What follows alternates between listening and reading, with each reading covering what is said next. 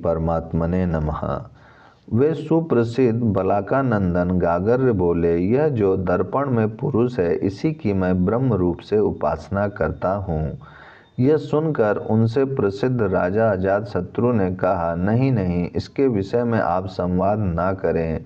यह प्रतिरूप है, निश्चय ही इसी भाव से मैं इसकी उपासना करता हूँ। इसी प्रकार वह भी जो इस दर्पणा अंतर्गत पुरुष की इस रूप में उपासना करता है, उस प्रतिरूप गुण से विभूषित होता है। उसकी संतति में सब उसके अनुरूप ही जन्म लेते हैं, प्रतिकूल रूप और स्वभाव वाले नहीं। वे सुप्रसिद्ध बलाकानंदन गागर्य बोले, यह जो प्रतिध्वनि में पुरुष है इसी की मैं ब्रह्म रूप से उपासना करता हूँ। यह सुनकर उनसे प्रसिद्ध राजा अजातशत्रु ने कहा, नहीं नहीं, इसके विषय में आप संवाद ना करें। यह द्वितीय और अनपग है, निश्चय ही इसी भाव से मैं इसकी उपासना करता हूँ। इसी प्रकार वह भी जो इस ध्वनिगत पुरुष की इस रूप में उपासना करता है, अपने सिवा द्वितीय स्त्री पुत्र आदि को प्राप्त करता है तथा सदा द्वित्ववान बना रहता है, अर्थात उन स्त्री पुत्र आदि से उसका वियोग नहीं होता। वे सुप्रसिद्ध बलाकानंदन गागर्य बोले, यह जो जाते हुए पुरुष के पीछे ध्वन्यात्मक शब्द उसका अनुसरण करता है, उसी की मैं ब्रह्म रूप से उपासना करता हूँ।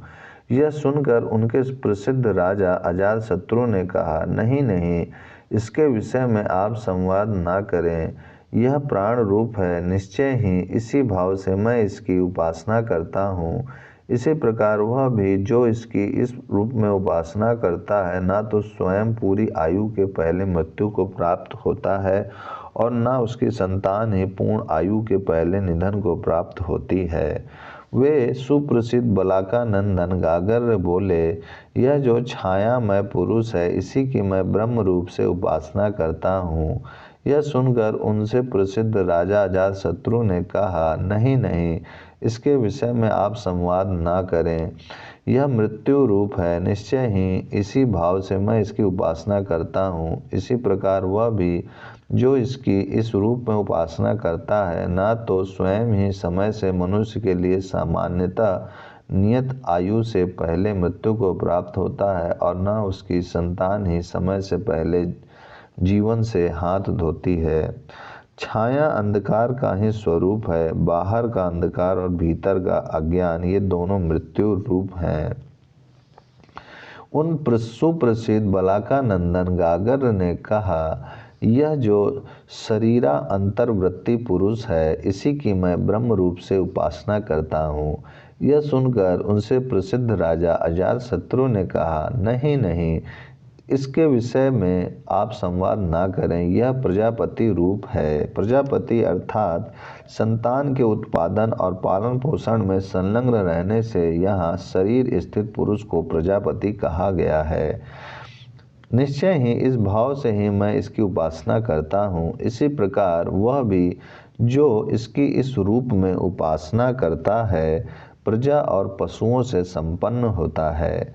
वे सुप्रसिद्ध बलाकानंदन गागर्य बोले, यह जो प्रज्ञा से नित्य संयुक्त प्राण रूप आत्मा है, जिससे एकता को प्राप्त होकर यह सोया हुआ पुरुष स्वप्न मार्ग से विचरता है, नाना प्रकार के स्वप्नों का अनुभव करता है, उसी की मैं ब्रह्म रूप से उपासना करता हूँ। यह सुनकर उनसे प्रसिद्ध राजा अजातशत्रु ने कहा, नहीं नहीं, इसके विषय में आप संवाद ना करें।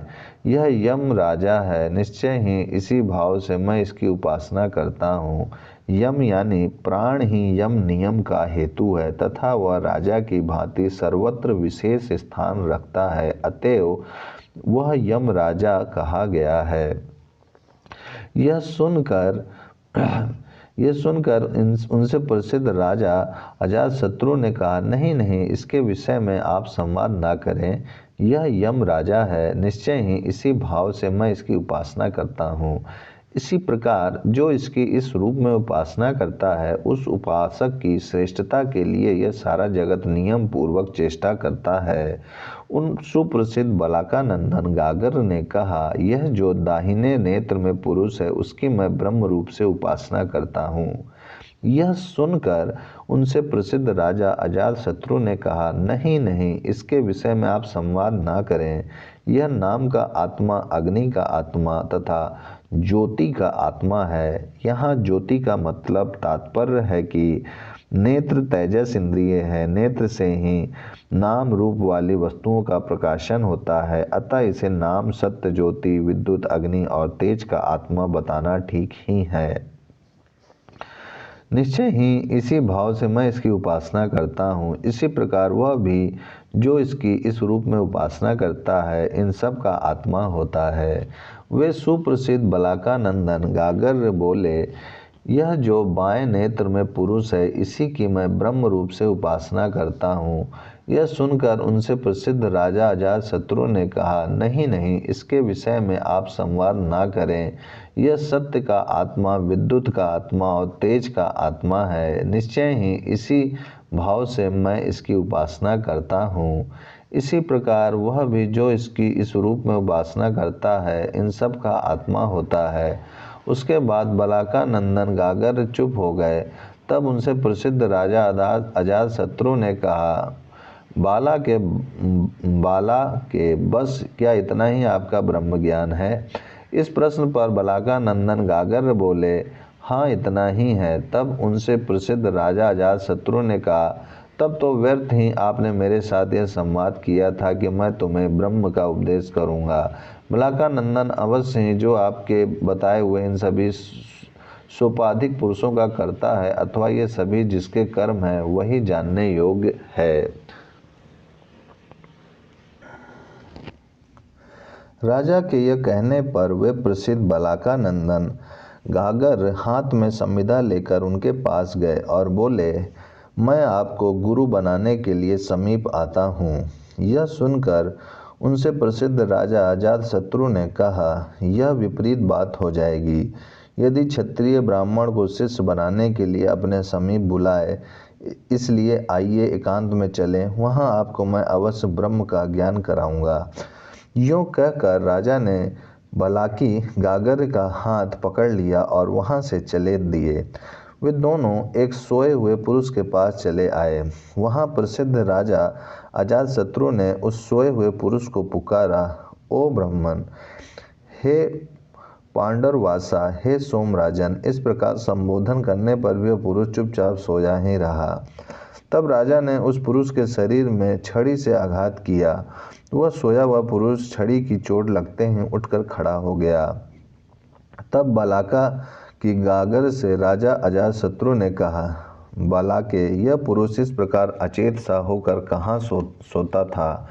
किस प्रदेश में इसका संयन हुआ था? और इस जागृत अवस्था के प्रति यह कहाँ से चला आया? राजा के इस प्रकार पूछने पर भी बलाकी गागर इस रहस्य को समझ न सके। तब उनसे प्रसिद्ध राजा अजातशत्रु ने फिर कहा, बालाके, यह पुरुष इस प्रकार अचेत सा होकर जहाँ सोता था, जहाँ इसका संयन हुआ था, और इस जागृत अवस्था के प्रति यह जहाँ से आया था, वह स्थान यह है। हिता नाम से प्रसिद्ध बहुत सी नाड़ियाँ हैं जो हृदय कमल से संबंध रखने वाली हैं। वे हृदय कमल से निकलकर संपूर्ण शरीर में व्याप्त होकर फैली हुई हैं।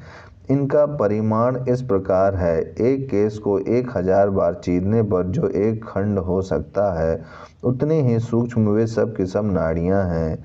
पिंगल अर्थात नाना प्रकार के रंगों का जो अति सूक्ष्मतम रस है, उससे वे पूर्ण हैं। शुक्ल, कृष्ण, पीत और रक्त, इन सभी रंगों के सूक्ष्मतम अंश से वे युक्त हैं। उन्हीं नाड़ियों में वे पुरुष सोते समय स्थित रहता है। जिस समय सोया हुआ पुरुष कोई स्वप्न नहीं देखता, उस समय वह इस प्राण में ही एक ही भाव को प्राप्त हो जाता है। उस समय वाक संपूर्ण नामों के साथ इस प्राण में ही लीन हो जाती है। नेत्र समस्त रूपों के साथ इसी में ही लीन हो जाता है। कान समग्र शब्दों के साथ इसी में ही लीन हो जाता है तथा मन भी संपूर्ण चिंतनीय विषयों के साथ इसी में ही लय को प्राप्त हो जाता है। वह पुरुष जब जाग उठता है उस समय जैसे जलती हुई आग से सब दिशाओं की ओर चिंगारियां निकलती हैं, उसी प्रकार इस प्राण स्वरूप आत्मा से समस्त वाक आदि प्राण निकलकर अपने अपने भोग स्थान की ओर जाते हैं। फिर प्राणों से उनके अधिष्ठाता अग्नि आदि देवता प्रकट होते हैं और देवताओं से लोक नाम आदि विषय प्रकट होते हैं। उस आत्मा की उपलब्धि का दृष्टांत इस प्रकार है, जैसे क्षुरधान छुरा रखने के लिए बनी हुई चर्ममयी पेटी में छुरा रखा रहता है, उसी प्रकार शरीर अंतःवृत्ति हृदय कमल में अंगुष्ठ मात्र पुरुष के रूप में परमात्मा की उपलब्धि होती है तथा जिस प्रकार अग्नि अपने नीणभूत अरणि आदि काष्ठ में सर्वत्र व्याप्त रहती हैं, उसी प्रकार यह प्रज्ञानवान आत्मा इन आत्मा नाम से कहे जाने वाले शरीर में नख से शिखा तक व्याप्त है। इस साक्षी आत्मा का ये वाक आदि आत्मा अनुगत सेवक की भांति अनुसरण करते हैं। ठीक उसी तरह जैसे श्रेष्ठ गुणों से युक्त धनी का उसके आश्रित रहने वाले स्वजन अनुवर्तन करते हैं तथा जिस प्रकार धनी अपने स्वजनों के साथ भोजन करता है और स्वजन जैसे उस धनी को ही भोगते हैं, उसी प्रकार यह प्रज्ञावान आत्मा इन वाक आदि आत्माओं के साथ भोगता है तथा निश्चय ही इस आत्मा को ये वाक आदि आत्मा भोगते हैं।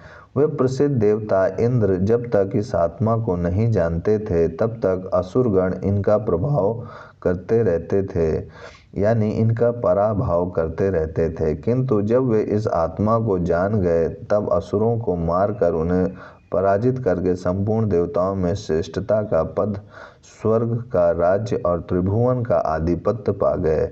उसी प्रकार यह जानने वाला विद्वान संपूर्ण पापों का नाश करके समस्त प्राणियों में श्रेष्ठता का पद, स्वराज्य और प्रभुत्व प्राप्त कर लेता है। जो यह जानता है उससे पूर्वोक्त फल मिलता है। चतुर्थ अध्याय समाप्त। ऋग्वेदीय कौशितकिक ब्राह्मणोपनिषद समाप्त। ओम शांति शांति शांति।